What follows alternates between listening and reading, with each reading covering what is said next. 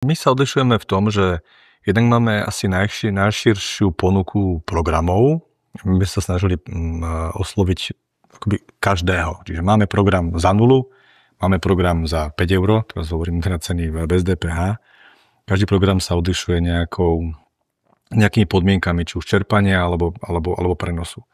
A ešte než štát spustil systém vzdielania elektriny cez EDC, tak my sme zdieľali elektrinu, alebo teda presúvali elektrinu v rámci zákazníckych účtov pomocou našej aplikácie, čiže to je takisto súčasť virtuálnej batérie. Výhodou napríklad je to, že v tom systéme ETC Octave sa dá zdieľať elektrina len v rámci A meraní, čiže v danom momente u nás to vieme robiť aj na C-čkových meraniach. To znamená, že máte, chatu niekde v horách, tá chata nebude mať nikdy inteligentný merač, pretože je tam malá spotreba, nedáva to zmysel, ale práve tam by ste potrebovali tú elektrinu presunúť. Hej. Čiže my to vieme v tom našom modeli, ktorý proste máme, to vieme presunúť aj na C-čkové meranie.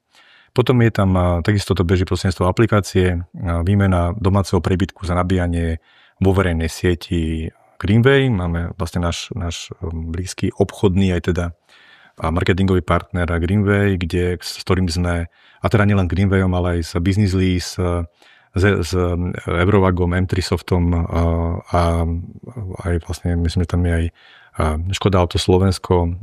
Sme v takom tzv. Klastri na podporu elektromobility EES. A to je viac menej asi v domácnosti všetko.